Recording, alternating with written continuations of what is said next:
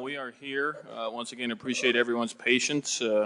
Charles Wilhoit, serving as acting chair for the June 13, 2012 meeting of the Portland Development Commission. I know we have our actual chair, Chair Andrews, on the phone with us. So, Scott, we're getting ready to get started. Are you ready to go with us? Ready to go. Okay. Well, with that, once again, I'd like to welcome everyone to the meeting, and I'll call the meeting to order, and I will ask for roll call. Chair Andrews? Here. Chair Dixon? Oh, sorry, Commissioner Dixon. Here, thank you. Commissioner Mollis? Absent. Commissioner Strauss? Here. Commissioner Wilhoit? Here. Executive Director Patrick Quinton? Here. Okay, well, thank you, Gina. Just notice before we get started, Scott, your chair is a lot more comfortable than all the other chairs, so I'm going to slide it over to my slot after the meeting is over. At this point, I'd like to move us on to commissioner reports to see if we have any news we'd like to share with the body today. Commissioner Dixon? I think just for the sake of time, I'll just go ahead and pass that for today. Thank Okay. you. Commissioner Strauss? I'm good for today, thank you. Okay. Chair Andrews, anything you'd like to share with us? I'm going to let Patrick talk about the three events that he and I attended: the connector meeting, the PDC budget at City Council, which redefined the definition of time certain, and the OCOM opening. Okay. Okay. We'll move on to Executive Director Quinton's report then. Thank you, Chair Wilhoit and Commissioners. Yeah, I'll keep this brief in the interest of moving us along in our agenda, but we did, as Chair Andrews mentioned, we did appear before the City Council for the final, their final review of our budget and vote on our budget, and that did pass their review. The City Council sits as our budget committee. Very uneventful, so it was a quick process, but it did get delayed significantly by some other city budget conversations.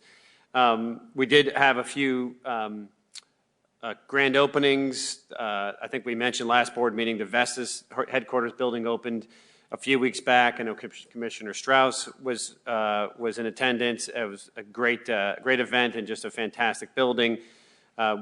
We also had on June 1st the opening of the new building for the Oregon College of Oriental Medicine here in Old Town, and they actually hosted a PDC staff for a barbecue just to thank us for our involvement.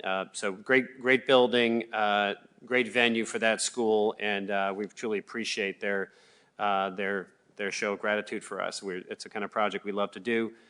I think you saw that we had a very nice editorial ran in the Oregonian a few weeks back talking about the changes that have made at PDC and our operations, and I just want to take a minute to just thank everybody at PDC for all their hard work. It really is the collective effort of everybody on staff that is helping move the agency forward, and so I think everybody deserves credit for that. And of course, we also appreciate the leadership of this board in helping with that transition. I will point out that even though Commissioner Strauss and Dixon deferred, that Commissioner Strauss actually was the presented at an event that we hosted for the Design Forum PDX, in which we talked about this innovative new project, or product, HydroPack. So thank you very much, Commissioner Strauss. That's an initiative that we have been supporting as part of our athletic and outdoor cluster work.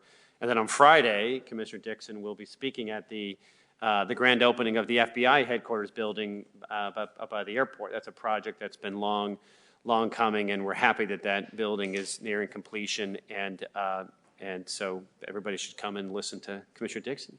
Although I guess you need security clearance to get in, so maybe no one will be there. But and then lastly, I just wanted to just note we don't have any new staff additions since the last budget meeting, but I did want to recognize that Faye Brown here has been appointed our permanent CFO. She's been acting in that capacity on an interim basis since Julie Cody left, and has been doing a fantastic job, and will be our permanent CFO going forward. Thanks.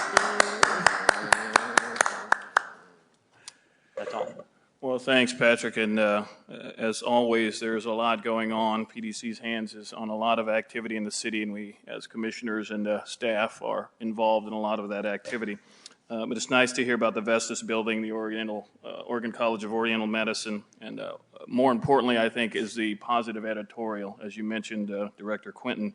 When you look at that editorial and you consider what we've gone through as an agency to get that type of positive press, because people are recognizing we've been forward-looking in our approach to running PDC for the long term, that's about the best outcome we could hope for.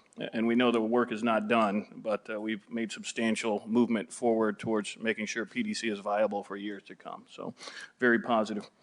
Chair Andrews, any comments you'd like to make to any of the remarks that Director Quinton gave us? No, thank you. Okay. Well, with that, I would look to the meeting minutes of May 23rd, 2012, and ask for a motion for approval. So moved. Second? It's been first and seconded. Any comments or questions or revisions? Did we make the one change from, okay. Okay. That being the case, all those in favor? Aye. Aye? Any opposed?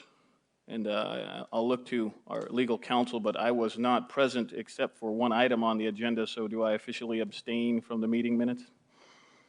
Approval? Okay, so approved. So the minutes will stand approved as submitted. At this point, I would look to the agenda and ask if anyone from the public has any comment they'd like to share with us at this time. And I don't have any cards, so I will assume there's no public comment for anything not on the agenda. That moves us to item 6 on our agenda, which is our consent agenda. We have two items, two action items, authorizing short-term interfund operating loans for fiscal year 2012-2013. That is resolution number 6948. And our second item is amending the fiscal 2011-2012 intergovernmental agreement with the City of Portland for the City General Fund, and that is resolution 6949. So do I have a motion for approval of the consent agenda? So moved. Second.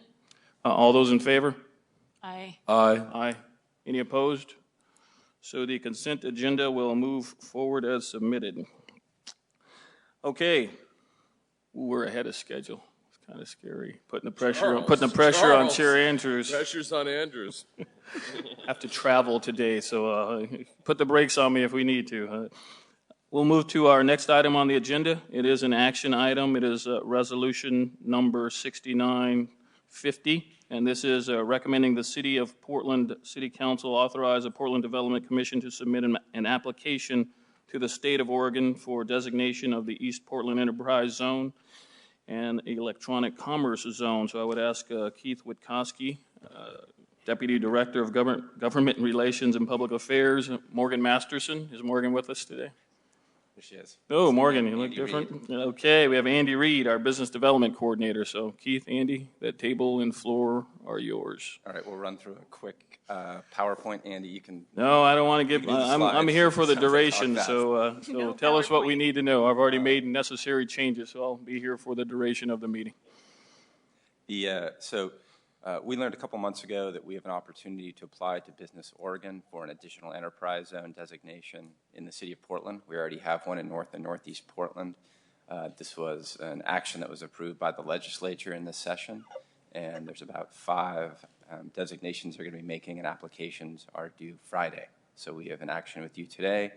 Bruce Allen and Morgan are at the port where they are approving it today, and then we go to council tomorrow. I'm going to give you a very quick overview of what enterprise zones are. It's a tool used across the state to basically encourage the expansion of industrial and manufacturing firms. There's about 60 across the entire state of Oregon, and it's one of the best tools that the state have to encourage capital investment and create jobs. We've seen a lot of success in the Northeast zone that we have right now. How the program works, and I'll explain this mostly for our viewers, I know you're aware of it, is that companies, the capital investments they make to expand, in exchange for that, they receive a tax abatement of 5 years. So it works both locally, where you have a company like UPS who put in $85 million over the course of 5 years. That new investment, they don't have to pay property taxes on it. It's also worked really, really well and helped us actually land solar power, I think last year. And In exchange for this tax abatement, companies have to do a number of things, and Andy's available to answer questions as well. There are job requirements. There are job training requirements. There is a contribution that companies have to make into an investment fund that is administered by PDC, and so that leads to the job training piece, and it also provides this agency with resources that we can use to advance our strategic plan and invest in job generating and job producing projects and programs. So right now, this is a map of the enterprise zone that we're going to be applying for. You see the areas in red. It doesn't have to be contiguous, so it's not like an urban renewal area. We have to draw a big circle and everything within that circle is in it. It's just the areas in red. It includes land out by Airport Way. It includes Lentz and Gateway and all of the NPI districts that you recently approved. It includes about 10 acres in the central east side. And you'll see a majority of the property is all east of 39th. So if we go to the next image, we're just going to overlay for you, assuming you can see that, the area, the crosshatched areas in yellow now show the urban renewal areas underneath the overlay of the enterprise zone. So there's 10 urban renewal areas. A question that we've been asked when we met with URAC leadership and community leadership is, will this affect urban renewal areas' ability to make investments and to generate increment for projects? And it won't, because this was a surprise. When we do our budgets and our forecasts, we're not assuming investments at this scale. We assume pretty conservative growth and assessed value over time. So it's not going to cause a reduction in resources for the central east side, for Lentz or Gateway or anything like that. In contrast, what we heard from leadership in those URACs is they're very excited about the ability for this tool to supplement urban renewal and create some development particularly on industrial properties. And when you look at urban renewal areas like Gateway, they don't have a lot of resources each year, and this tool can be very, very valuable in bringing jobs to where people live as well. So they're excited about it. So I provided you already an overview with what is leveraged through this program. You can see from here that we've got 3 firms that have applied right now for the existing zone, not this new zone. We project about 500 jobs being created, and we're leveraging about $350 million in private investment. The benefits to the community I already discussed. The third one, local procurement, there's almost a requirement to basically generate a local supply chain. So it can help a big company, but it also helps companies that work with that larger corporation. And then the bottom piece, when I talked about workforce training and the resources it provides to PDC to pursue our strategic plan, it's broken out into 2 funds, and this shows just from 11-12 the amount of resources we've received. So you're aware the way that community benefits fund works is that companies pay 15% of the value of the abatement. So if they have an abatement and each year they're saving $1 million in property taxes because it's abated, they have to pay $150,000 each year into these funds that are broken out for training and for business development. This slide shows the use of the program over the years. You'll see from 2005, 6, and 7, a lot of increased activities. It does somewhat cycle with the economy, but at the same time, when you see a spike, such as the $417 million on the right side, that doesn't all occur that year. That's the start of 5 years of investments. So what that means is this program actually, it brings lasting benefit. It's not just these individual single-year spikes.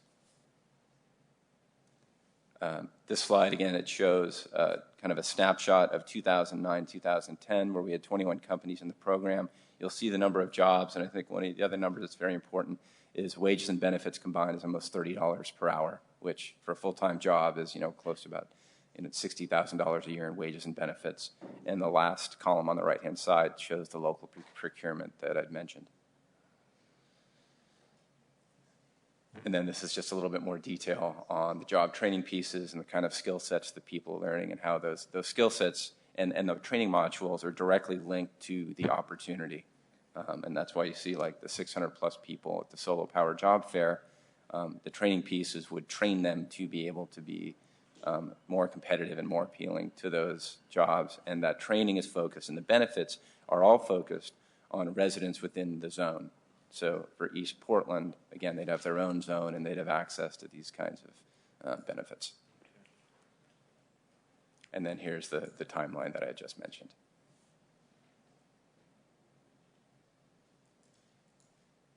Go back one slide.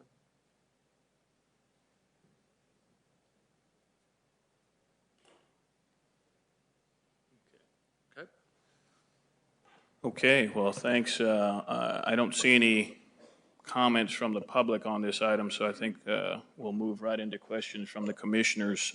And I've had some involvement with the existing enterprise zone, and we see the productivity that has come from that zone along with the community investment. And one thing I'm going to ask is that you touch on how frequently an enterprise zone is used in other regions of the country. Just give us some general sense. Is this a typical tool that we see in other cities?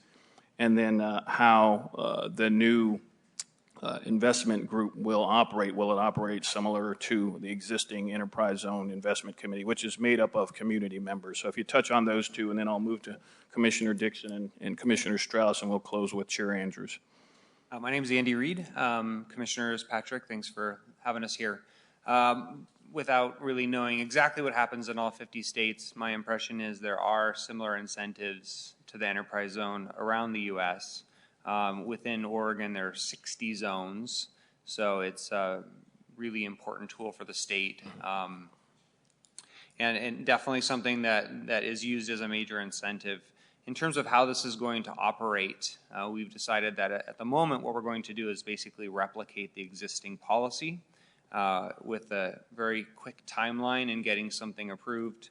We just felt it was prudent to use what we know is already useful and valuable and accepted in the community, and then at a later date we'll likely come back and look at both policies and get a feel for if we're actually going in the direction we want to go in the future. So. Okay, thanks. Commissioner Dixon? Thank you for your presentation. I think that the E-Zone is a great tool that could really help spark business activity in East Portland, which I think is crucial and important to that district in particular. Can this be used as a marketing tool to really attract and recruit businesses that are targeted to being able to use these funds in the future? I think the answer is yes. We met with a solar power executive yesterday, and I asked specifically, if there wasn't an E-Zone, would you have ended up in Portland? And he said no. So there was a direct link for him between his ability to tell his shareholders that there is value in going to Portland, and it actually said it decreases their cost of producing their equipment or their panels because of having a direct benefit to their bottom line. So. Okay. So we're recommending that the City Council approve the application that needs to be submitted to the state by the end of the week, correct? Okay. Thank you. I just wanted to clarify what we were doing. Okay, Commissioner Strauss? Great program. Let's move forward. Ooh, succinct. Chair Andrews, you have any comments for us or questions? No, I had the opportunity to be part of the presentations to City Council, so I'm fully up to speed with it. It's a great new tool for us to attract the kind of industry that our east side has long been looking for. I was listening carefully, but I want to make sure that people recognize that the tax abatement is only for 5 years. And this is one of the reasons why the other folks who get property tax dollars are more supportive of this type of funding. Whatever is exempt for 5 years ends up being put on the roll at the end of that time. So it's a real win-win situation. Yep. Well, thanks. And if it works successfully, excuse me, we've seen with regard to the existing enterprise zone that it has worked successfully. We have higher investment value at the end of that 5-year period that ultimately is on the tax rolls and should generate more funds available for the community. So very positive, and it speaks directly to our goal of increasing jobs in Portland. So with that, and no further questions from the public that I see, I will look for a motion on approval of Resolution 6950. So moved. Second. Been first and seconded. Any discussion? All those in favor? Aye. Aye. Aye. Any opposed? No. So the motion is approved as submitted. Thanks, Keith. Thanks, Andy. You're ahead of schedule, Charles. Oh, that means I'm boring. Time certain. Do we have to take a break? Okay. Well, we have a time certain item, 10:45, and in Portland, 10:45 is 10:34 today. So we'll go ahead and keep moving forward. This is resolution number 6937. It's an action item authorizing an intergovernmental agreement with the Portland Bureau of Planning and Sustainability and the Portland Bureau of Transportation for $900,000 for the Central City 2035 plan.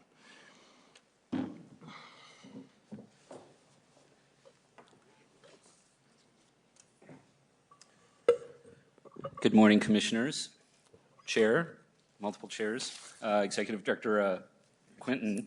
I'm Peter Englander, Central City Manager for the Portland Development Commission. I'm here with Joe Zender, the city's Chief Planner from the Bureau of Planning and Sustainability.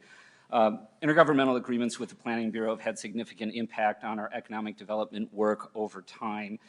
Planning policy has solidified goals in green building that have resulted in Portland's brand for excellence in this field, so much so that it's become one of our targeted traded sector clusters. PDC with planning together created South Waterfront, setting the table for long-term expansion for the state's only medical school. Today you're authorizing what we hope to be the last significant intergovernmental agreement for our work with planning, but primarily finishing the bulk of the Central City 2035 plan, which is the city's once-in-a-generation plan for the core of our region, the Portland Central City. Results of this year's work, with which Joe will go in detail, include an overall concept plan, and I want you to know I went to a meeting last night on this, as one of many meetings on this, and first and foremost, the first 5 goals of what will become the Central City's framework plan are economy and innovation, and they all have to do with economic development. And I will tell you that as I've participated in the overall framework plan, it has been first and foremost not only in the minds of the Planning Bureau, but all of the citizens that have participated in this particular effort. Next year, planning will be focusing on the west side, where our interests are going to include the next wave of economic development in Old Town Chinatown, as well as the post office and incorporation of the PSU framework plan, which we were heavily involved in, and significantly improving the connections between Portland State University and Oregon Health Sciences University. Joe is here to give you a more complete picture of planning's work in line with PDC's objectives, as well as an overview of the approval that we're seeking for you today. Okay. Good morning. Good morning, Commissioners. Today we're also joined by Paul Smith, who's the planning manager for the Portland Bureau of Transportation. So this IGA addresses PBOT as well as Steve Awada, who's the manager of the Central City Group. So we have an intergovernmental agreement before you to cover work by both the Planning and Sustainability Bureau and these specific groups in that bureau, as well as the Bureau of Transportation, specifically in transportation planning, for the Central City 2035 project. Just a little looking back with some strange box there. Since the original 88 plan, the work of the Planning and Sustainability Bureau in the Central City has been linked to producing products and making changes to implement and to collaborate with projects and priorities set by the Portland Development Commission and its urban renewal areas. And on the left-hand side of this box, you're going to see just examples of the kind of work that we've done to support also the kind of priorities that were in those districts on the right-hand side of the box. So this is a long-standing work relationship. Now, we're updating the Central City Plan, originally last done in 1988, and we call it Central City 2035. We've gone through a phase of extensive public outreach to identify issues to set the goals and directions of the plan. We are this year finishing the concept plan, which is taking a look at the guiding principle, goals and policies for the Central City as a whole. It'll be done, completed over the summer. And we also have started quadrant plans. So the strategy here is to set a framework so that we don't lose the eye on the whole of the Central City and its importance in different functions, and then to drill down in detail in these 4 geographic quadrants that are shown on the map. Currently, we're working on the Northeast Quadrant Plan, and I will give you more detail on that. Next year, as part of accelerating the project, we're going to do both the northwest and the southwest. We're doing the whole west side in terms of a quadrant plan next year, and then with the last of the quadrants being the central east side.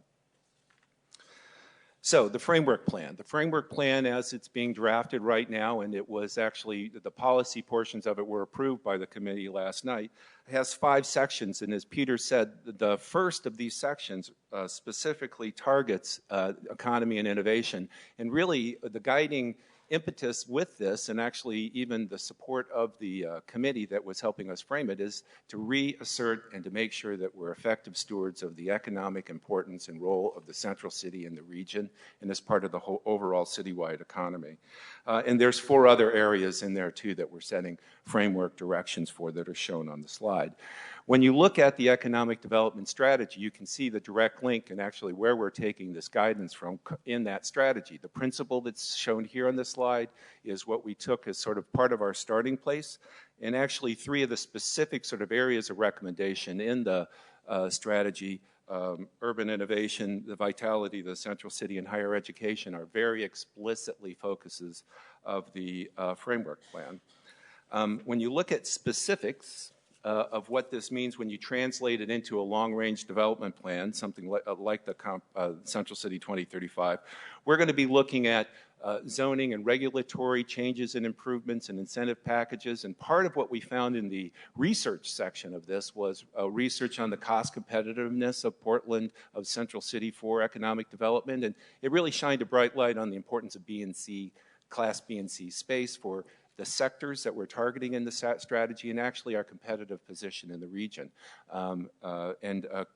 So that's part of what the products will be.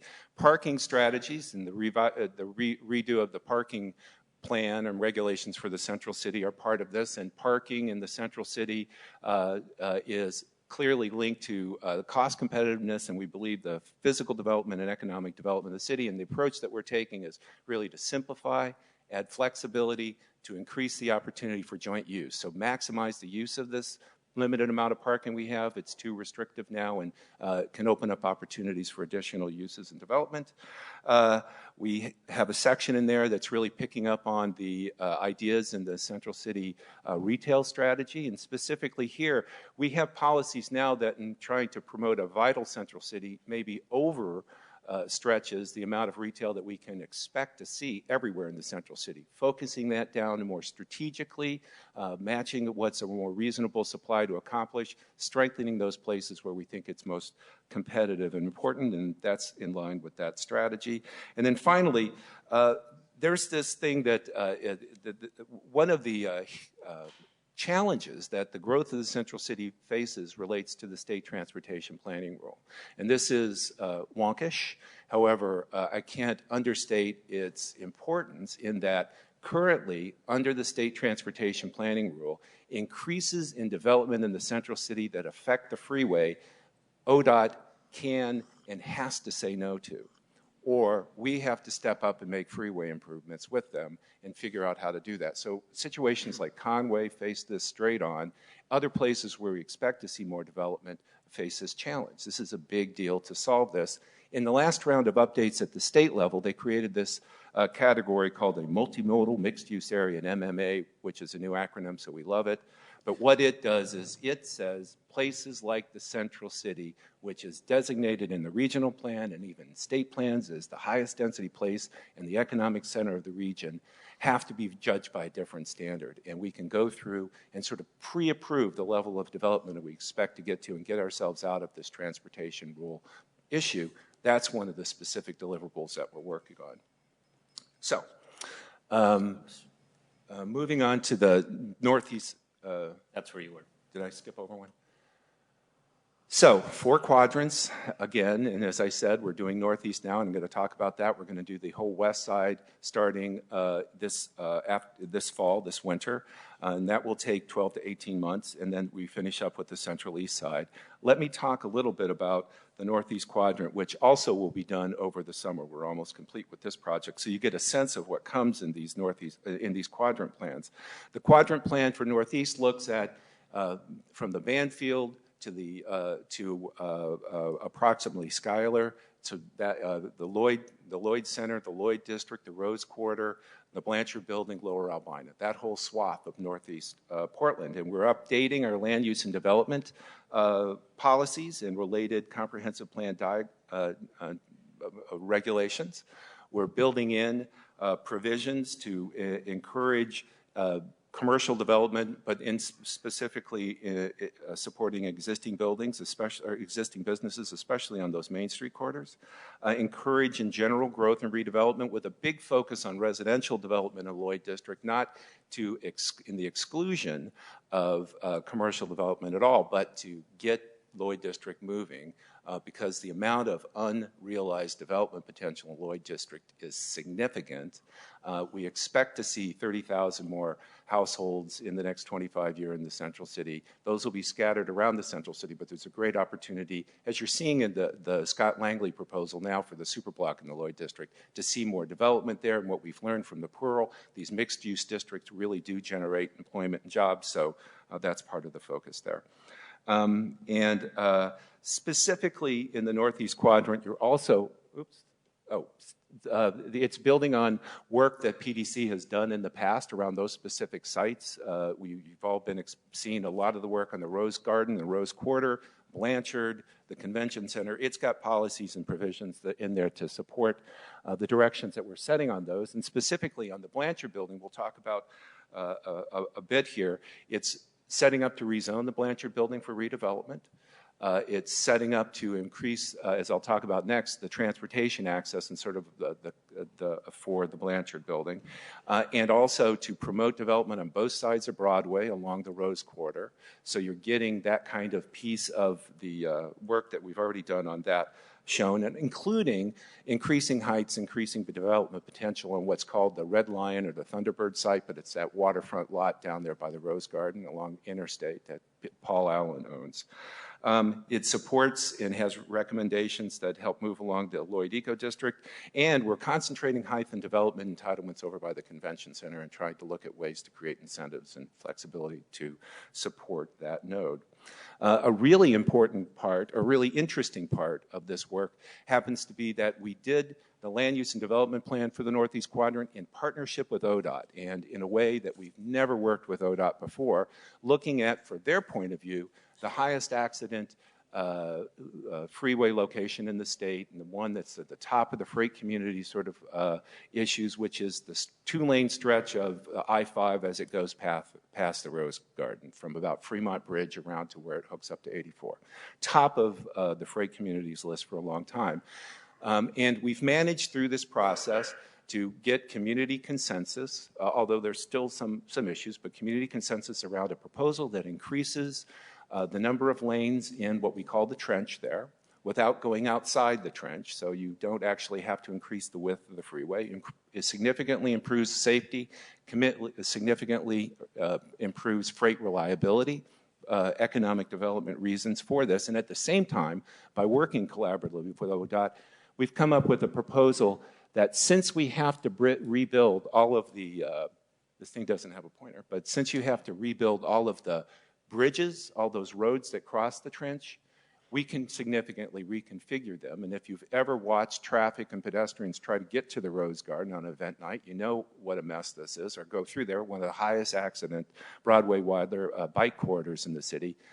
We improve those streets as local streets and as sites for development. And one of the big breakthroughs, and you're seeing it sort of shown here under that 4, 3, 5, and 4, the most economic way to rebuild those structures turns out to be to cap the freeway because it's perpendicular to the trench. It allows you to keep both Broadway and Wilder open. It allows you to move streetcar over while you're working on the bridges. And it's cheaper than actually, or it's cost competitive with rebuilding new bridges.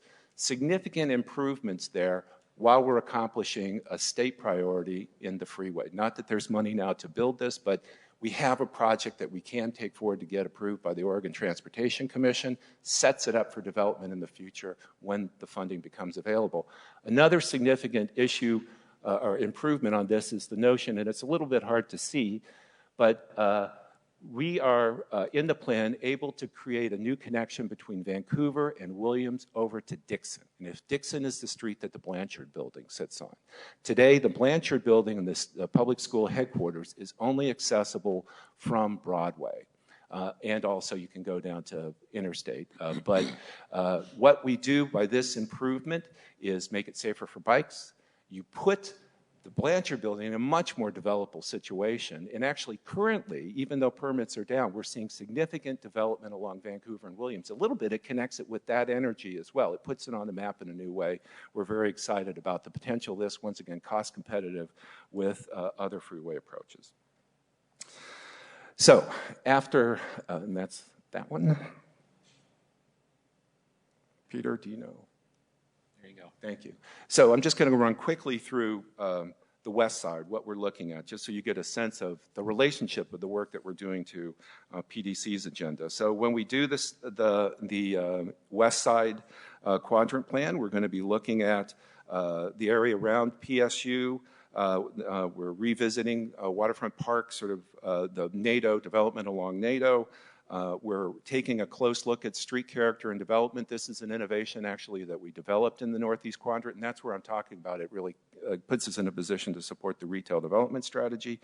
South Waterfront, we have issues to move forward with, and as we're making progress on the ZRZ discussions at PDC, it allows us to update the plan to reflect those. It allows us to work on the Lincoln High School area, the area of the new education URA, to the extent that there's land use changes that can support that agenda, we're able to do them. It's also the place where we come back and revisit Old Town Chinatown and the historic development restrictions next. And in the Northwest, which is primarily the River District, we're talking about Centennial Mills.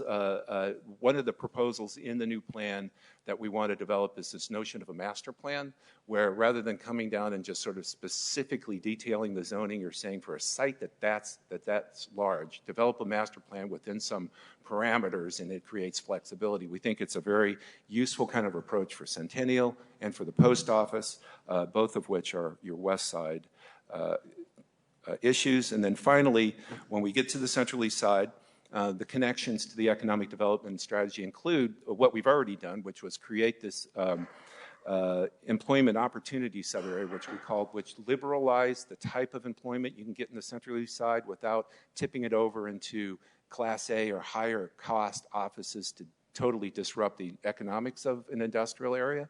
It was an experiment that we did with the Central East Side folks 5 years ago. Now, based on that experience, people are willing to expand it. So more of the area could come into this district. It supports the entrepreneurial kind of strategy that PDC has talked over there.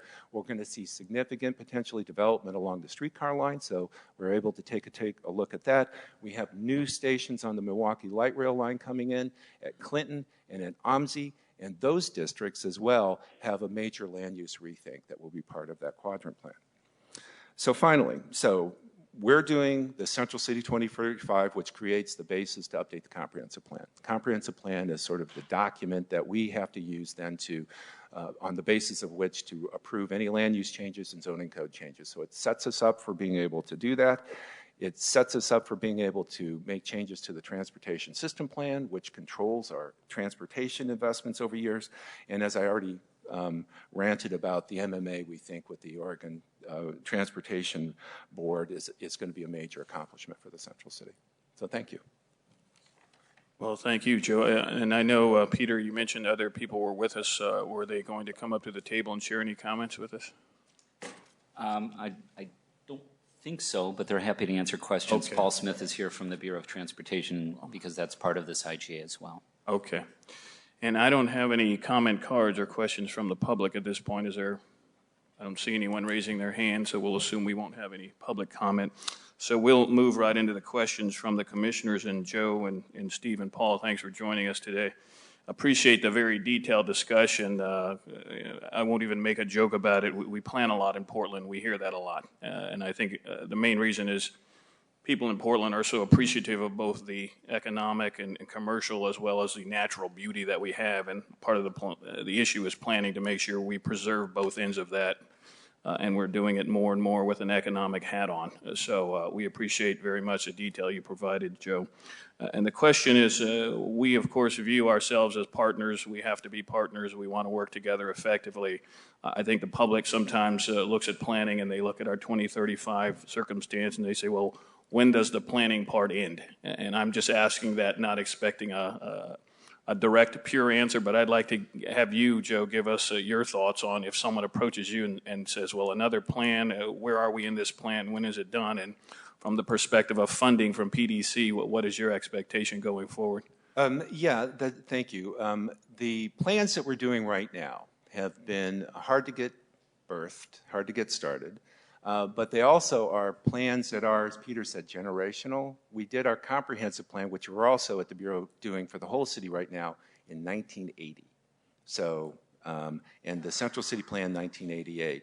So these are big, big efforts. But on the heels of those, like that slide I showed earlier about all the work we did in the past to sort of sync up with PDC development projects, there's always projects to do, but those are, in our minds, called planning, but they really are implementation projects. They are getting, for instance, the work we tried to do in the Skidmore District, the work that we did to create new zoning along the streetcar line, getting in place the entitlements and rules that allow the development that's supported by PDC programs and investments in the past to, take place. So we have to finish the comprehensive plan for the city by the end of 2013. So January 2014 is probably when it's approved.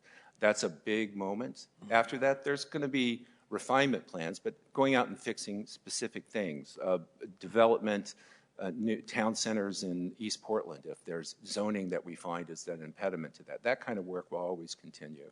But really, it's called planning, like I say, but we look at that more as implementation, honestly. Between the Portland plan and the comp plan and the Central City plan, we have been involved in big thinking, far-reaching planning over the last few years. And we hear the reaction you talked about, Mr. Wilhoit, a lot.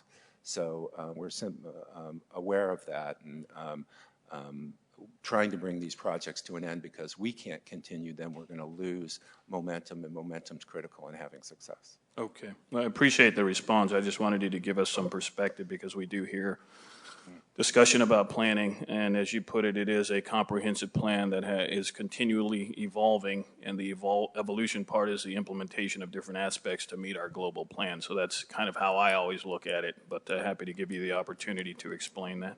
Thank you. Questions? I'll move to my right this time. Commissioner Strauss. So first, thanks for the spectacular work that you and your agency do. Absolutely incredible. And that's what makes the city of Portland, I think, so spectacular is the planning to create the neighborhoods and the developments that we have. Just a couple of minor questions. What's your total budget?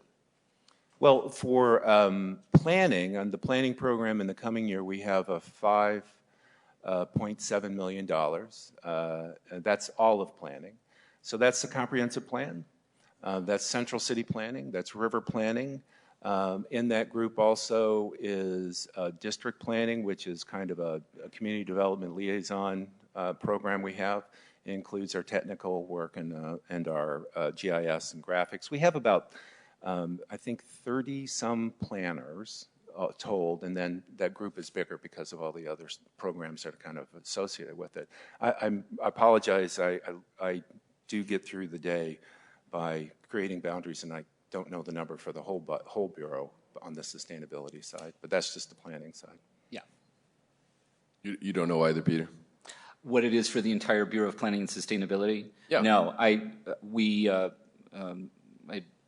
gotten your question to be what it was for the entire planning side of the business, and the recent merger between the Bureau of Planning and Bureau of Sustainability and the Bureau of Planning and Sustainability. This unit of that bureau still operates as functionally the Planning Bureau in and of itself. We also have information related to what this particular effort, the budget for this particular effort. And Commissioner Strauss, as soon as I leave, I can email it. Oh, no. Well, what I'm trying to get to is the work you do is absolutely spectacular. But there's a number of city agencies that also do fabulous work. And the question is which which one should the PDC be supporting, which one should we be funding? And what I'm trying to get a handle on is, I understand of the 900,000, 700,000 is going to go to your bureau, and I'm trying to get a sense, is that 10% of the budget, or 1% of the budget, or 0.5% of the budget? PDC's had to make a number of significant cost cuts here over the last couple of years. We've tried to watch every nickel, and we just want to make sure that if there are opportunities on your end to reduce cost, we want to make sure that the money's being spent as effectively as possible. So my question is why should the PDC provide this funding? The proposition that we'd like to believe that we present to PDC when we come in asking for funds is that there's a value added to PDC's efforts, a value added in terms of setting it up for implementation, addressing specific implementation issues. Part of what we also do, and part of why it takes us so long, is that we work our community and stakeholder relationships a lot. We find that builds a foundation upon which you can move more smoothly and predictably into the future. We put a great deal of, we think it's actually a very effective way to move things forward. And I think both the specific work we do and that work with stakeholders through the processes that we run are set up so that PDC can leverage them. Or sometimes they're just more directly responsive to a need that's in the development agenda. That's really how we've looked at this central city work throughout. Part of what was our big push to undertake this work in the central city is that it's 1988 plan. It's been amended many times. It's grown by accretion. It's inconsistent, and it was getting in the way of PDC's work, and as well as not being an effective plan for the city. So. And I fully agree. I think that the work you do is spectacular, and the PDC could move forward without the coordinated effort between the agencies, no question. Again, my question is why should the PDC make this contribution? And second part of that is, where did the $700,000 number come from? Was that based on there's so many hours involved in working on PDC issues? That number is pulled from the work that's specifically related to the Central City 2035 effort, mostly. We do work for PDC and related to PDC's issues that are even outside of that. For instance, with the creation of the Education URA, we spent a great deal of time working with PSU in the early days around the development of their framework plan. We analyzed the URA application and worked with that to prepare the defensible state findings so that the Planning and Sustainability Commission and the City Council can approve it and have it not subject to appeal. So that kind of work we just treat as part of our work that we do. We typically only come to PDC for funds when we have no other way to get there and where it's a value proposition for PDC. And if it isn't, believe me, we're told no quite a bit. We have to turn around and make we have two tracks, three, I guess. One is shift resources within the Bureau, and we do that. And actually in the coming years, we're going to do that by the end of next year, in the fiscal year 13-14, we'll be largely done with the comprehensive plan. So I'm going to be able to shift resources over to help finish Central City. We go to City Council and we say, this is the work we got, and make an ask. And it's not unprecedented that City Council will tell us, go ask PDC. And we also go look for increasingly where a significant portion of the sustainability side of our shop is grant funded. So we're actually aggressively in the resource development world trying to do that as well.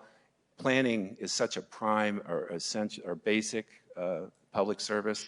Grants are not typically interested in funding something like that, but we find angles and are going after that as well.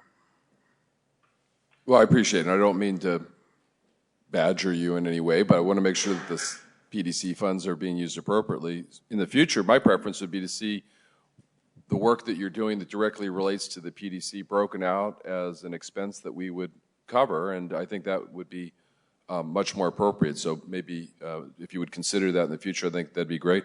Second, I'd love to see a presentation. We've got two major projects coming up, the post office site and the Centennial Mills site. And I'd love to see a presentation from you in 3 or 6 months about how the whole planning revolves around those sites and about how the redevelopment of those sites are going to be affected by the planning that you're doing. Yeah, and it's going to take, we can show you what we know now, and we'll know more on those projects in a little bit longer than 3 months, but those are prime issues for the West Side Quadrant. And it's a project like those, Commissioner, that are specifically called out in the intergovernmental agreement as deliverables from the Planning Bureau as they go through this effort. Perfect. And then in terms of the Department of Transportation, what's the budget for the Department of Transportation? They obviously have a large budget, and why are they looking for $200,000 from the PDC? Yeah. Commissioners, my name is Paul Smith. I'm the Planning Manager at the Bureau of Transportation.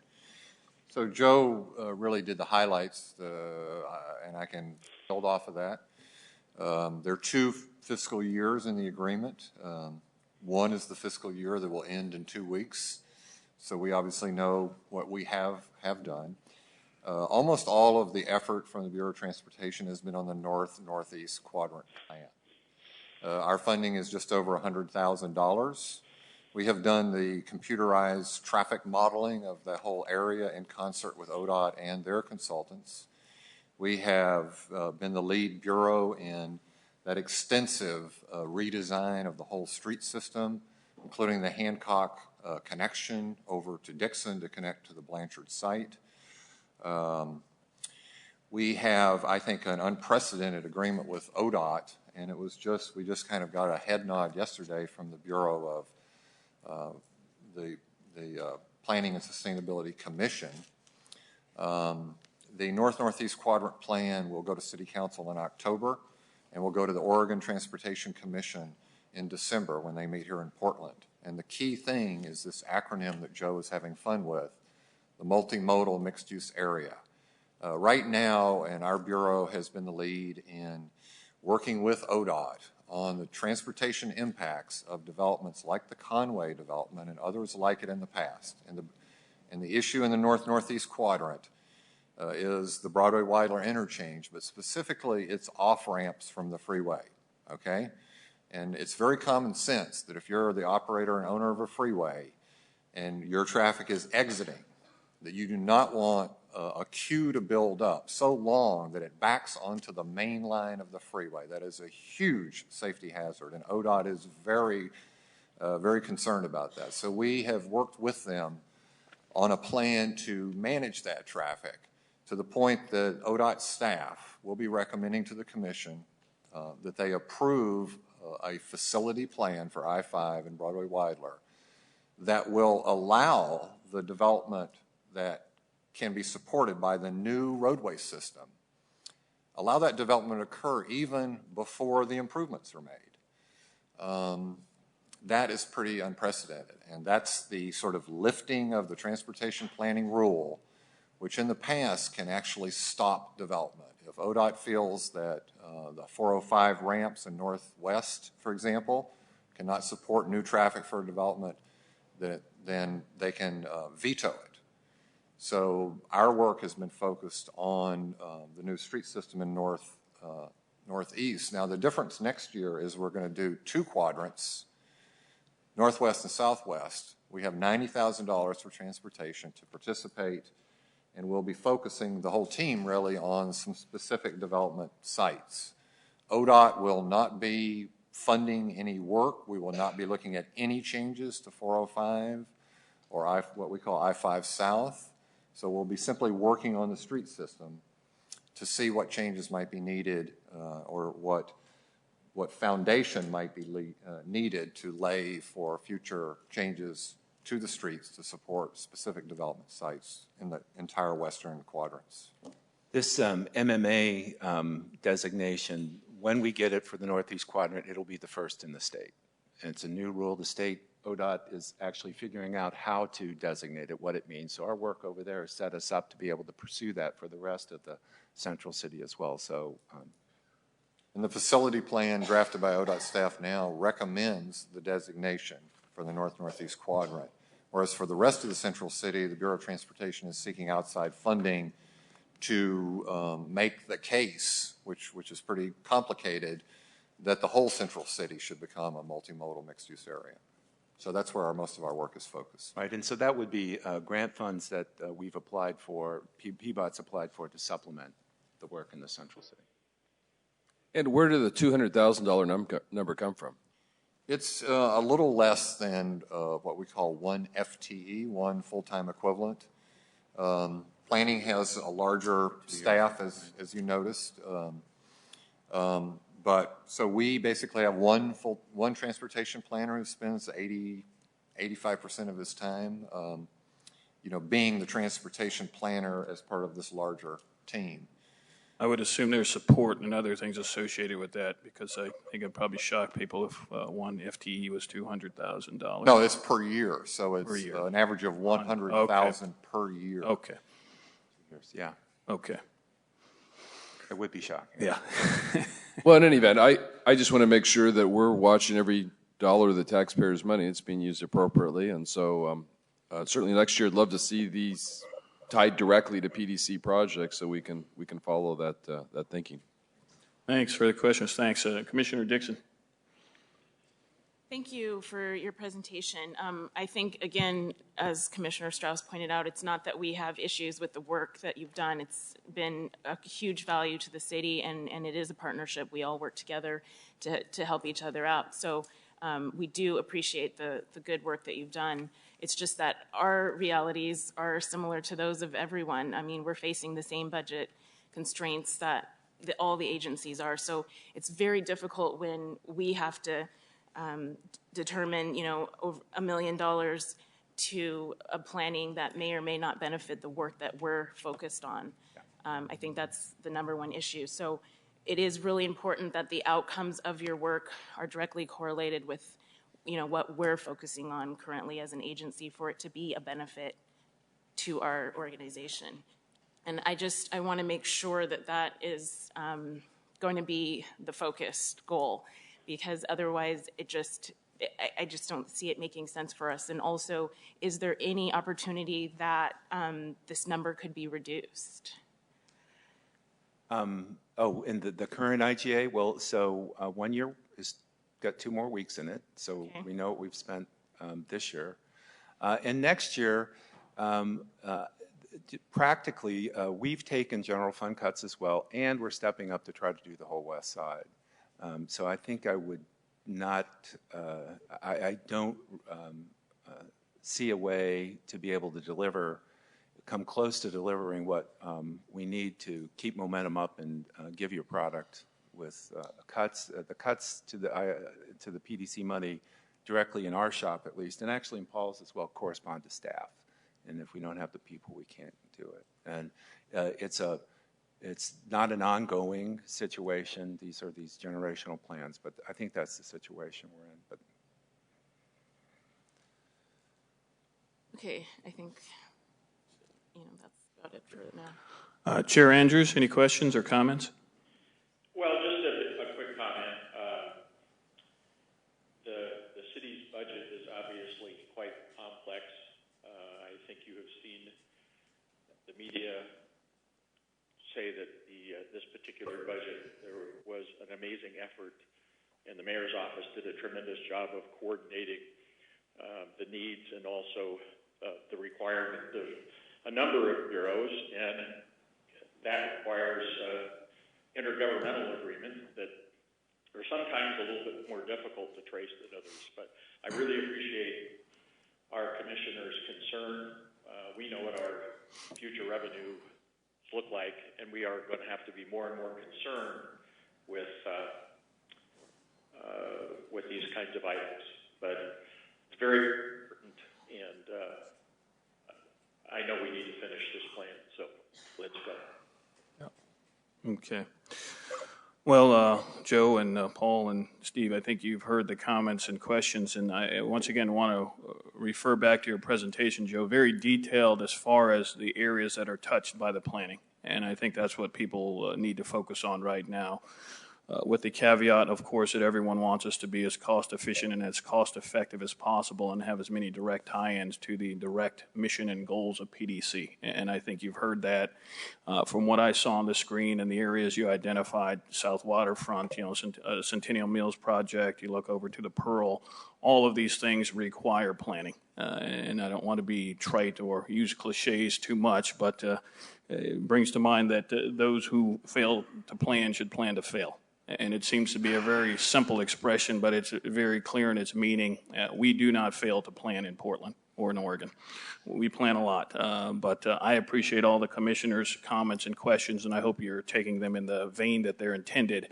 And I think you understand that based on the presentation I saw. So all I will ask is what has already been asked. Let's do everything we can to make sure it's as closely coordinated and tied to the activities of PDC, because we too will get those questions from the general public in the same way that you are receiving them and say, what is coming out of this plan that we can point directly to at the end of the day? And I don't have a lot of concern about what we've seen.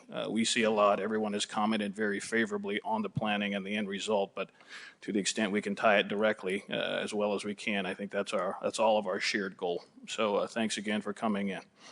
At this time, I will move for a motion for Resolution 6937. So I second. First and second, any discussion? All those in favor? Aye. Aye. So the motion passes unanimously. Thank you again, Joe and Paul and Steve for joining us, and thanks, Peter, for all of your efforts.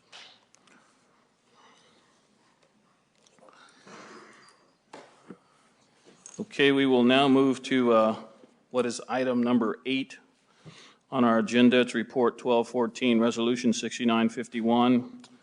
This is an action item adopting an updated Urban Renewal Advisory Committee policy to clarify membership and member terms and align with the Portland Development Commission mission and strategic plan and update administrative procedures. And having read some of these captions today, I know why Chair Andrews is not chairing this meeting. They are very long. So we have with us Keith Witcosky, once again, who was with us earlier, Julie Rawls, Public Participation Coordinator, and Juanita Swartwood, Public Participation Coordinator. So thank you for joining us. Chair Wilhoit, members of the Commission, Executive Director Quinton. Before I get going, I first want to recognize the work of Julie Rawls and Juanita Swartwood. They are not in front of the board very much, but they're out on the front lines working with our urban renewal advisory committees, bringing them good news, bad news, and everything in between. And they do an excellent job of it. Julie manages the North Macadam, the Central East Side, the Interstate, and the River District URACs, and Juanita manages Gateway Lents and the Oregon Convention Center. So we have 2 actions before you. The first one is to amend the policy. The second is to reappoint 81 members to these 7 committees.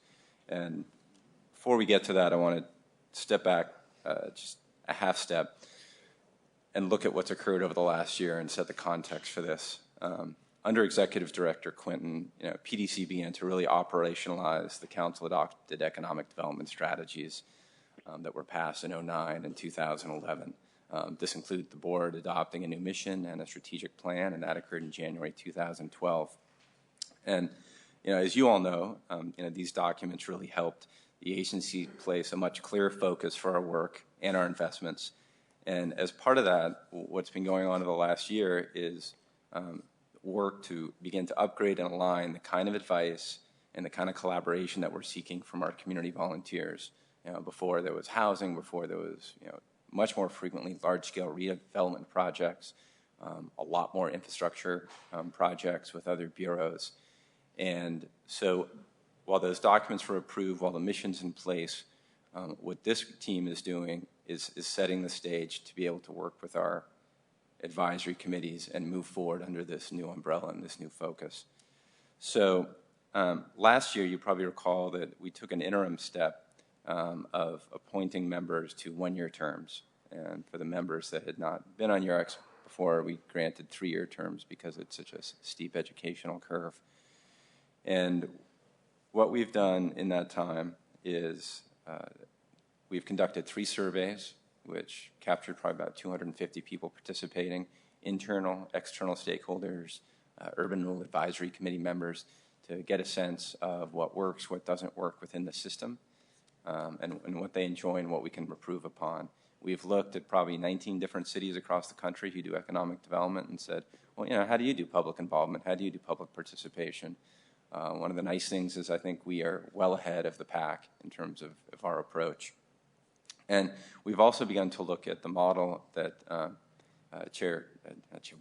Commissioner Dixon is on in terms of the Neighborhood Economic Development Leadership Group, and said, how is that entity functioning? What are they focusing on? What kind of a model is it for public participation going forward? And we're going to continue to study that. But in the interim, from this work and from these actions, we looked at this policy that had been around since 2005 and saw a lot of things that could be upgraded today to match who PDC is today. And some of that is there's language in there that basically asks Urban Renewal Advisory Committee members to understand our mission, to base their recommendations for investment on our mission, and to prioritize investments that directly advance our strategic plan.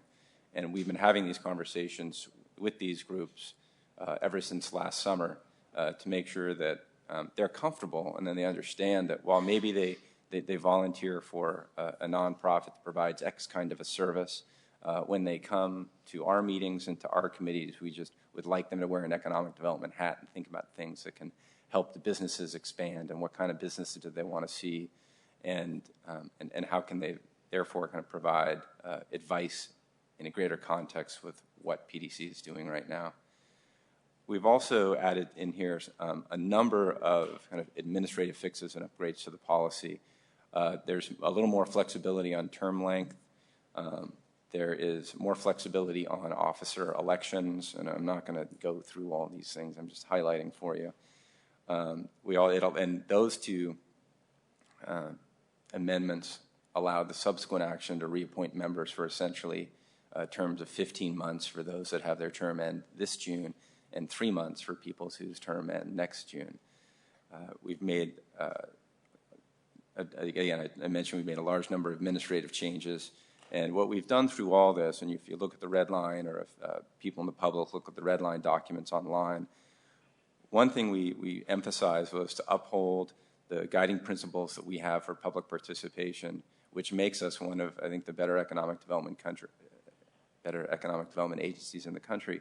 And even at a local level, a lot of times at our URACs, while we are hosting the content and we are convening members from businesses, residents, property owners, a lot of times bureaus use that forum to talk about their projects because it's such a great cross-section of individuals.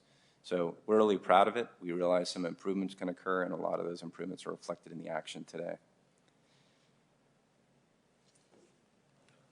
So are Juanita and Julie here with us for question support? They're here for questions, and also I think on the following item, when we talk about the 81 members, to the extent we want to talk about, there was 87 in total that could have been up, and there's 81 that accepted. And they can also talk a little bit about the feedback that we received from the urban renewal areas advisory committees. This map here actually shows you by URAC the number of members that are being reappointed today. Okay. Okay, well, if you want to say anything now, feel free, because we'd like to hear from you, since, as Keith put it, you are the front line and you hear the comments directly. So if you want to touch on anything that Keith provided, that would be great. I might add, I think it's important to just put on record that the folks who aren't upping with the URACs, none of them were angry or upset with the changes. I think most of them were on, 5 of them were on my URACs, and 2 of them were having babies. Mm-hmm. And although they're men, they're heavily involved in their families. And the others were, because we had only upped people for the 1-year term, a lot of them had accepted new assignments, new volunteer jobs. So just wanted to make that clear, that the people that are, the few members that aren't coming back aren't angry, they just have other things going on. Okay. And one of my members in OCC declined due to an increased workload. So it was just not possible for him to continue. Yeah. Well, and from my perspective, having been briefed on this and been here for a little while, we do have strong public participation in all the things that we do at PDC. We have a lot of people who want to be involved, and obviously there are limited slots, so that's something we always want to consider. And as Keith, as you put it, we our goal is optimal public participation. So as long as we're staying true to that goal and making those opportunities available, I think that's what we would want to see as commissioners.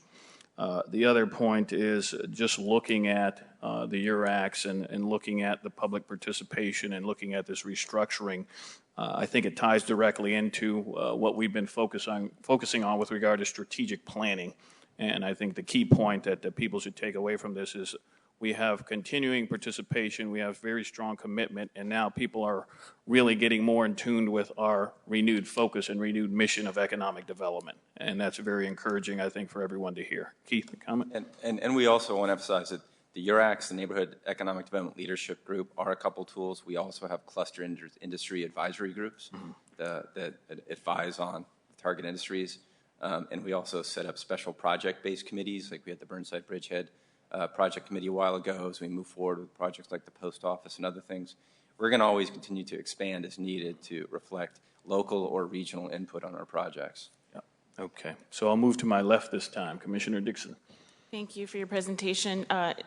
Since Julie and Juanita work a lot with these groups, for the future, and I think this is really a good strategy, and I think it's good that we have a little bit of time to plan how we want it to work in the most efficient manner.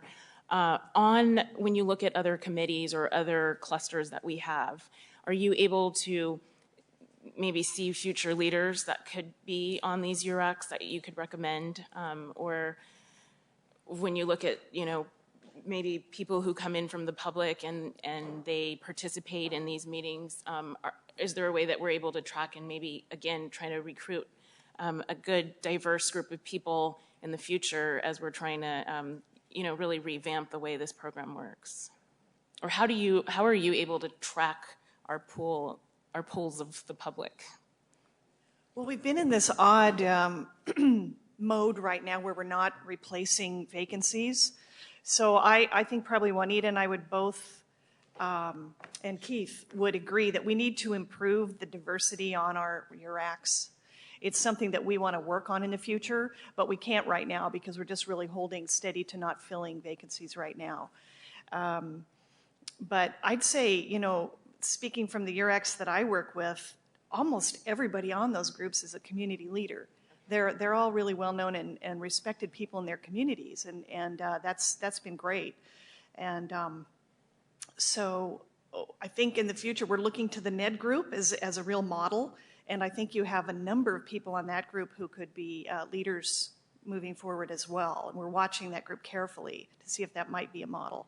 But that's probably what I'd have to say. Juanita, do you have anything to add? I would also add that a lot of the URAC members have been involved with advisory roles for a long time, and part of their role is actually looking to people within the community that can step up and be a part of the process. So they also are playing that role of recruitment and suggesting. And yes, we do look to, when we're in a public meeting, we do notice those leaders. Okay, I think that's really important. Thank you. Sure. Thanks. Commissioner Strauss? Well, I think it's spectacular. We got a great group of volunteers helping the city in this important business. And what I'm interested in is how can we reciprocate and do something for all of their efforts besides double their salary from 0 to 0. But, maybe it's as simple as a plaque on a tree that gets planted or a bench or something like that. I'd like to see some sort of program that reciprocates and gives recognition for the work that the volunteers are doing, because without their help, we're not going to be successful at our mission, and I'd love to see that recognition formalized so that people can see that after their term is done, that a tree's named after them or something along those lines. A light rail car? No, maybe that's reaching a little too much. No, we can't thank the volunteers enough. So I would second Commissioner Strauss's comment. That is a good suggestion. Excellent. I haven't asked you, and I've been neglectful today. I know you're heading the organization that has a staff of very wonderfully committed and qualified people, but we all know, as Commissioner Strauss just stated, that without volunteers, we don't move the needle. So anything you'd like to say about this program, Director Quinton? No, I think the process we're going through is give us an opportunity to think about all these different issues, both what's the right way to have public participation in our work, and particularly looking at the work that we're going to be doing going forward, and where it's going to happen, dealing with issues about, is this the right composition? Are they diverse enough? And then also, as Keith mentioned, I do think we need to think about diversity of perspectives and experiences. And so we do need to figure out better ways of getting the business community involved. The URECs tend to be populated by folks who are more involved in community work, community organizations, which is great. The business community, we don't see as many representatives, and in some of the URECs, we actually have slots for the business community or the business association, but I think it'd be nice. I think that's where you're going to see leadership as well that isn't currently as active, but it'll also provide a lot of good feedback on our economic development work, which is obviously the focus going forward. So, I think even though I know that the URECs, the folks on the URECs are kind of in this limbo situation, and they would like more clarity on what's happening. I think the time is well spent to make sure we get it right, and so hopefully, when we come back to you with a more formal change to the policy, it'll be the kind of permanent solution going forward. Okay, thanks. Chair Andrews, any comments, questions? Well, I just wanted to start by really thanking Julie and Juanita for doing a great job with a very, very important program. They have to deal with a lot of early in the morning meetings and evening meetings, and it's not an easy task, but they're doing a terrific job. We've talked before about the change in focus. You talked about it. In the 4 years that I have been on the commission, we've gone from a housing and development to a job creation organization. And it's time for us to really take a look at this program that both gives us an opportunity to communicate what our needs and ambitions, and as well as get feedback from the citizens. So I can't thank them for all of the time that they put in, especially after the normal business hours. That's right. Thank you. Yeah. Thank you. Well, if there are no further questions, and before we vote, I would second the comment that Chair Andrews just made, that the work is very valuable. And having been to many of those evening meetings and some of those early morning meetings, it takes a significant level of commitment, and it's not always about the paycheck. And I think at some point in time, it becomes less and less, and it becomes more about what are we trying to accomplish. So thanks for your effort. Okay, with that, I would look for a movement for Resolution 6951. So moved. Second. Been first and seconded. Any discussion? All those in favor? Aye. Aye. Aye. So unanimous approval. Thank you very much. And I guess you're staying put, and we're moving right on to the next one. Right. Okay, that would be Resolution 6952, reappointing 81 Urban Renewal Advisory Committee members to terms ending September 30th, 2013. I think that's the presentation was for both. Oh, okay. Yeah, so Well, you guys are. the amendment allows us to, and again, I want to emphasize too that we have probably close to 110 total members on URACs. Okay. So the 81 you're appointing, there are members that have terms that go beyond this year and next year. Okay, so we're approving So these this is 81 for renewal 81. through 2013. Yes. You need to read all 81 names. Yeah. It's in the detail. So with that, I will look for a motion for approval of Resolution 6952. So moved. Second. First and seconded. Any discussion? All those in favor? Aye. Aye. Any opposed? Unanimous. Thank you very much, Keith, Julie, and Juanita. Okay, we're moving to item number 11. It's an information item, fiscal year 2012-2013 budget development. This is a review of City Council's approved budget, and we will bring forward our budget officer, Tony Barnes. Good morning, Acting Chair Will Hoyt, Chair Andrews, Commissioners, Executive Director Quinton, Tony Barnes, Budget Officer, PDC. The last time we looked at or talked about the budget on April 30th, we received some public testimony, and staff received direction on the budget to present to City Council. The proposed budget was balanced and presented to City Council acting as PDC's Budget Committee on May 16th, and the budget was approved by Council on May 31st with several recommended changes. The next step will be for the Tax Supervising Conservation Commission, the TSCC, to review PDC's budget and hold a public hearing. And that public hearing is scheduled for June 27th, prior to the scheduled action by the board to adopt the budget for fiscal year 12-13.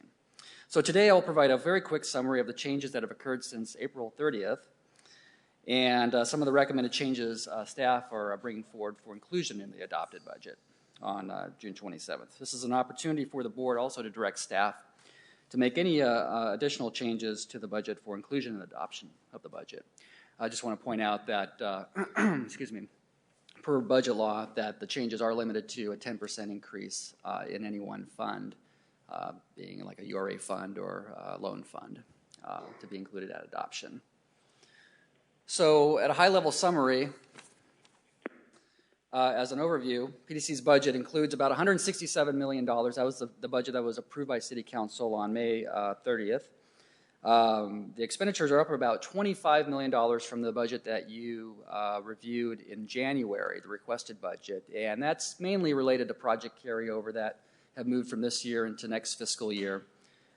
For example, the Veterans Memorial Coliseum project, as well as some housing projects.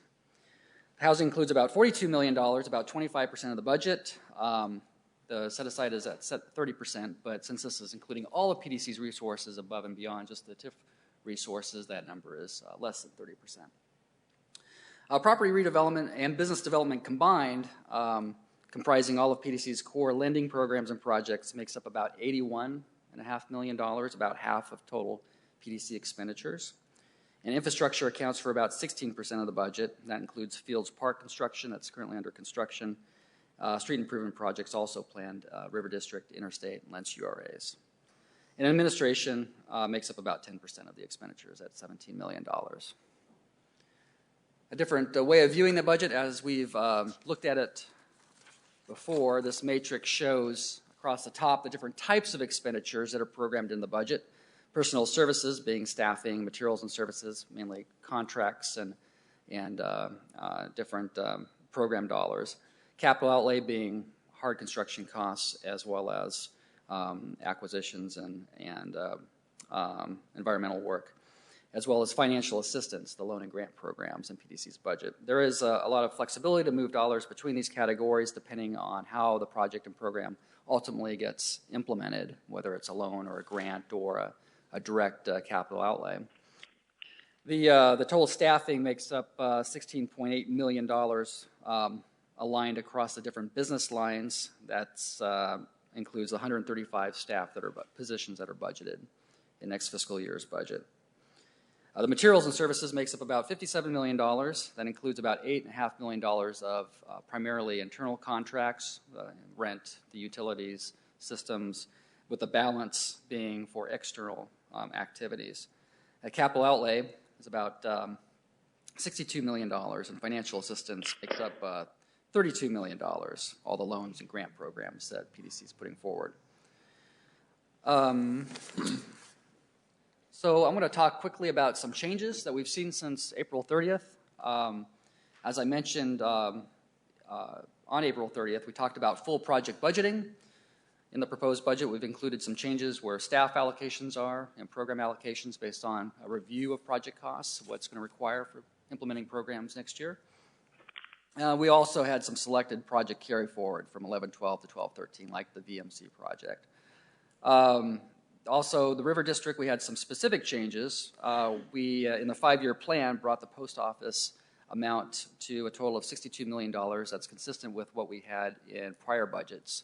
Since we've reviewed the forecast and brought a little bit more funding back into the River District forecast, we were able to bring that back up to 62 over the 5-year plan, as well as Centennial Mills, which equals $15 million over 5 years. 10th and Yamhill includes a $5 million allocation for the contingency that was approved as part of the solar power IGA earlier this fiscal year. And there was an additional $2.6 million added for Burnside transportation improvements. I also want to mention in the 5-year plan, we fully funded the Multnomah County commitment of $26.9 million, I believe, is the total. That's occurring not next year, but in 13-14. That was specific to River District. And some of the commission-directed changes, updates to the Veterans Memorial Coliseum and the inclusion of Leach Botanical Gardens. There's $200,000 for Leach Botanical Gardens in next year's budget, with another $900,000 in the following year.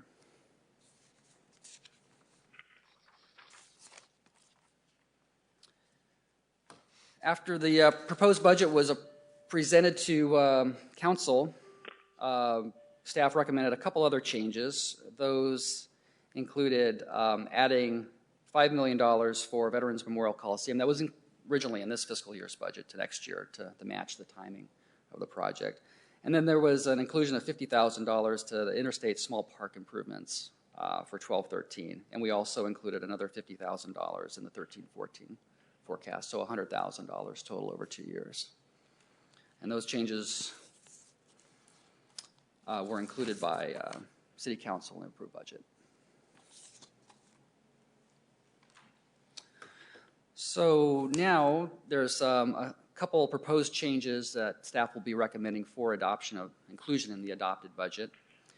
That includes some minor reallocations of project and program staff between business lines and projects. We're reviewing that right now, doing some fine-tuning, looking at where some adjustments need to be made. There's no overall change to the amount of staffing dollars or materials and services, just reallocation. Just some reallocation. The final alignment and timing of the housing set aside between PDC and PHB, mainly projects that didn't finish this year. We want to make sure that they're captured in next fiscal year's budget. So there's an inclusion of some of those dollars.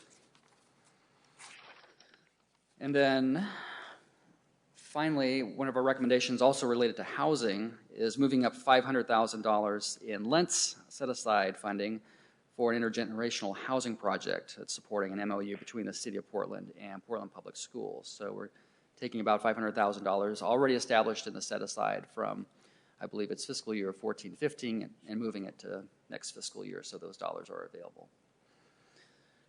And that concludes my summary of changes of what's been included so far and what we're recommending for the adoption on June 27th. I'd be happy to take any questions or additional direction. Okay, well, thanks for the presentation and the detail. And I think trigger dates, we looked at the budget in January. We approved our version in April. Council's come back. There have been some changes. You said it increased about $25 million. A lot of that is carry forward from the prior year. And then some very specific items that I think we're all aware of as far as what impact they have on the budget. So thanks for the summary. I will bounce back to my left and ask Commissioner Dixon any questions. Thank you, Tony, for your presentation. Again, I don't think there were too many surprises. We've kind of been following this all along, and I think you've done a great job. So thank you. Thank you. Commissioner Strauss? Tony, first, thanks so much for spending time with me personally to review the budget. I do really appreciate it. It's a large and complex budget, and I appreciate going through every single item with me and explaining what each of those numbers represent. We can vote him off if you want. He made you go through every line. No. There are two items that I had suggested be modified. One of those is to move up some of the funding for the post office block, and I'd suggested somewhere between $300,000 and $500,000, and I'm hoping that that can be accommodated in the budget. And then I'm also recommending to the fellow commissioners that we actually reduce the funding for the Centennial blocks by $200,000 or $300,000. I think that project may represent a significant potential liability, and that the commission really needs to become fully aware of what the liabilities are in that block before we enter into another development agreement and understand what that site actually contains, what the liabilities are, and what the potential upgrades are before we move down the path spending money on something that we may not be able to afford now or even in the future. So those are my recommendations, and I look for comments from my fellow commissioners. And let me, maybe I will hear from Chair Andrews before we go to comments on your two recommendations. Well, no, thank you, Tony. You do a great job. It is a very complex budget, and it's kind of a drawn-out process. I would point out that for both of the items that Commissioner Strauss is talking, we are fully capable of making those changes as we review the projects in particular. They're well within the parameters of us being able to move dollars around if necessary or reduce budgets.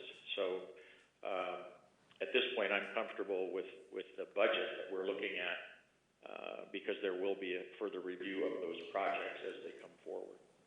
Okay. Well, thanks for that. And that's exactly what I was going to ask Commissioner Strauss. I appreciate that he's taken the time to go through it in greater detail. And I don't have a basis for the dollar amounts. I think you said reduce funding in Centennial Mills 200 to 300,000, and then increase the post office funding 400 to 500 in this current budget. I don't have a good basis for those numbers. If you want to give us a little, in the same way you asked Joe Zinder at the city, what the basis for those numbers. The funding for the post office was to really accelerate the process of acquiring that site and getting some legal counsel and some lobbying counsel to negotiate with the post office. Okay. In our best interest, in the City of Portland's best interest, in the Portland Development Commission's best interest, and to make that a priority. Okay. And with regard to the Centennial Mills, I wanted to send a message from myself, at least, and maybe from the other commissioners, that that there's a lot of potential liability with that site. And before we just jump in and start moving ahead with a new development agreement, I think we need to approach that site a little more cautiously and understand what those liabilities are. And I think by reducing that budget amount, it sends a message that we're not ready to move forward until we understand what the total liabilities with that site are. That's a very tricky site to be improving. Okay, well, I appreciate that. Any comments, And Commissioner? this is a line item that could be reduced as in the next cycle, or as we look, I mean, just as Chair Andrews mentioned, as we start to focus on these projects where we can actually have the opportunity to analyze what we do and don't want to spend on them? Yeah, Commissioner, throughout the fiscal year, we usually make 2 or 3 budget adjustments. We'll bring those adjustments to the board, and those are specific project adjustments that could be increased or decreased, depending on review of the projects. Like Director It also doesn't, I mean, our budget doesn't really, as obviously doesn't obligate us to spend the dollars in it. And because we regularly carry forward dollars from one year to the next, we don't have this overriding pressure to spend money in a fiscal year just because it was budgeted. You see that in kind of more general fund type budgets, but our budget, if the project's not going to move forward, we don't need to spend the dollars. I think that we could figure out a way to have a conversation about Centennial Mills if that's what you would prefer, Commissioner, just to get you up to speed on what we know about the property, which is pretty extensive.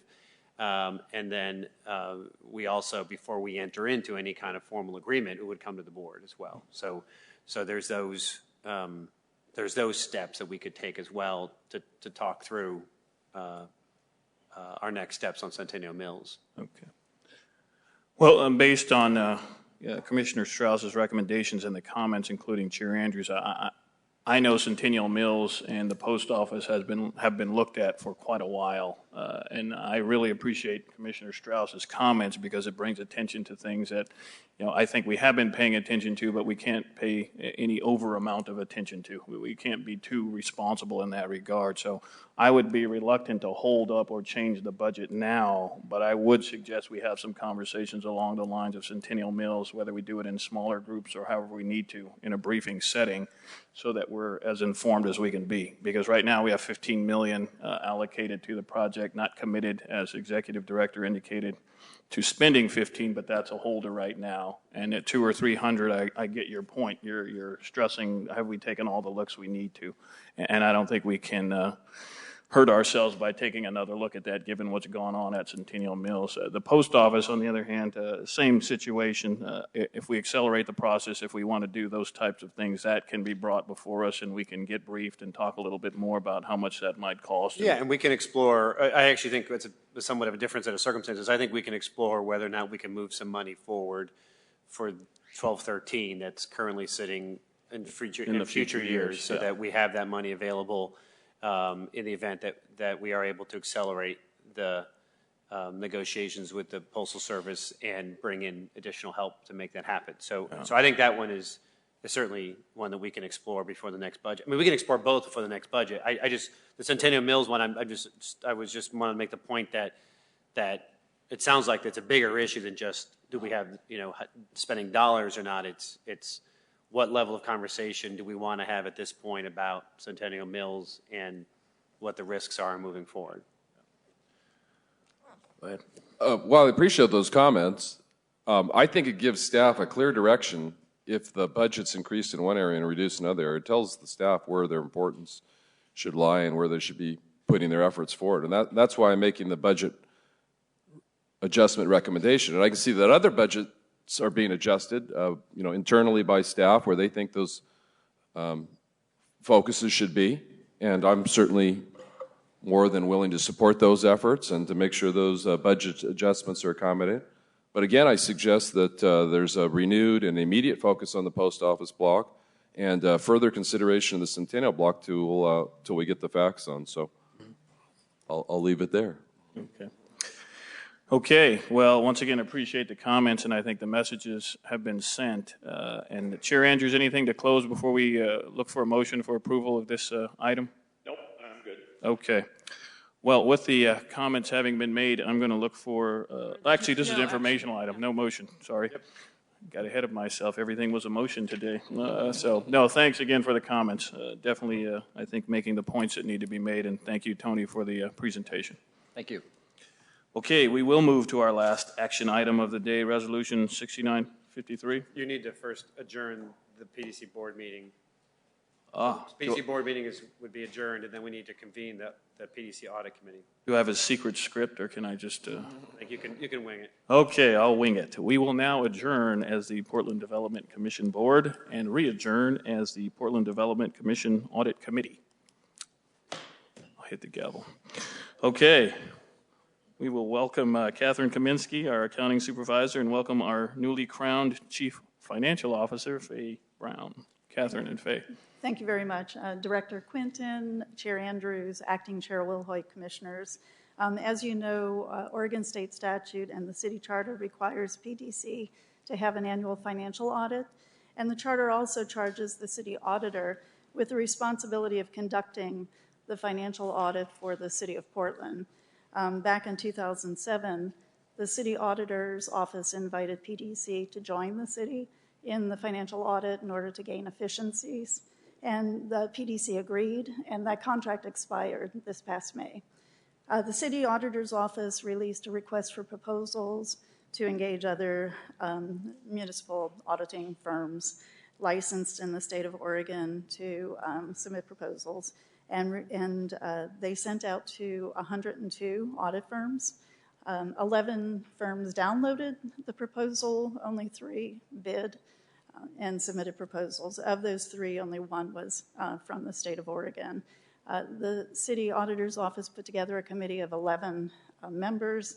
3 of them were minority public evaluators. 2 were from PDC. Catherine and myself participated on that committee. And Moss Adams was selected as the successful proposer.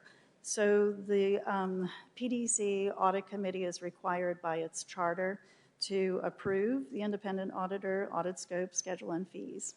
And so that's the conclusion of my summary. If you have any questions, I'm happy to answer them. Okay, so this is really a continuation of our existing audit relationship in coordination with the City of Portland's audit. That's correct. And as far as structure and cost, anything significant of note that we or the public would want to know? The 2012 proposed fee is $100,000, which is a minor increase from last year's audit fee. The next year is $102,000, and then the following it is $104,000. So we thought that those were pretty minor increases each year. Okay, and you said there were 11 people participating in the selection process? 11 people. Okay. And last question I have, are we required to have 3 bids to select an auditor or enter any contract? Is there a requirement? It was the city's process, and I'm not sure. Catherine, do you know if they were required to have 3? I don't believe there's a minimum. Okay. It was just all that they received. Okay. Well, thank you. Commissioner Dixon, any questions? No, I think it's pretty straightforward. Congratulations as well being our new CFO, and I'm glad we went with the local firm. Commissioner Strauss. I'm delighted that our new CFO went with a local firm. Thank you so much. Chair Andrews? No comment. No comment. Well, I won't beat the horse, Faye, but congratulations, and thank you very much for stepping up. That's very critical at a time like this when we have transition, so thank you for your effort. Thank you, Catherine, and hard to believe another audit is under discussion, but we've done well in the past, and we look forward to doing well in the future. So with that, I will look for a motion for approval of Resolution 6953, approving our selection of an auditor. So moved. Second? Been first and seconded. Any discussion? If not, all those in favor? Aye. Aye. Aye. Okay, approved as submitted. Thank you very much. Best of luck. Well, that concludes our business, unless Executive Director, you have anything else for the good of the order? Nope, that's all. Great job. Okay, well, Thank thanks. you, Chair Wilhoit. Yeah. You're awesome. Scott, your chair is not going to be here when you come back. I mean the physical chair. Thanks for joining us. Appreciate it. Thank Take you. care.